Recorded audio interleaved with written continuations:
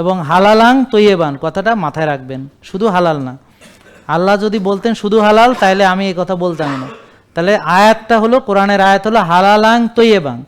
তাহলে হালাল তো বুঝেন, হালাল রুজি হইতে হবে, হালাল খাবার হইতে হবে, হারাম খাবার হইলে হবে না, হারাম রুজি হইলে হবে না।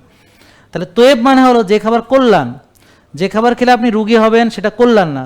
যে খাবার প্রকৃত, বিকৃত খাবার কখনো কল্যাণ হতে পারে না। তারপর যেটা হচ্ছে তাজা, ভেজাল খাবার, বিকৃত খাবার, প্রসেসড খাবার, আল্ট্রা প্রসেসড খাবার, এটা তৈয়েব না। যে খাবারকে এখন ঘরে ঘরে ডায়াবেটিস, সেটা তৈয়েব না। সেটা কি তৈয়েব মানে কল্যাণ না? তাহলে খাবার কল্যাণ হচ্ছে, আবার আপনি হালাল খাবার বেশি খাইলে সেটা তৈয়েব থাকে না।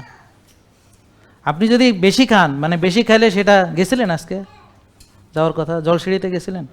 আচ্ছা, তাহলে তৈয়েব না, মানে বেশি খাইলে আবার সেটা কি হবে? তৈয়েব হবে না। কেন? কারণ ওই যে বেশি খেলে কি হয়, ওই যে অতিরিক্ত খাবার। তো আবার আর একটা কথা আছে, হাদিসে আসছে যে 1 ভাগ খাওয়ার কথা বলা হয়েছে, পরিমিত। বেশি খাইতে কেউ বলে নাই।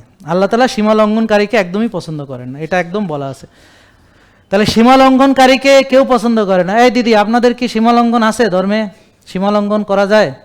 হ্যাঁ, করা যাবে না। সীমা লঙ্ঘনকারীকে কেউ পছন্দ করে না, দিদিরাও পছন্দ করে না। জেকে লাইফস্টাইল, ওষুধ মুক্ত সুস্থ জীবন।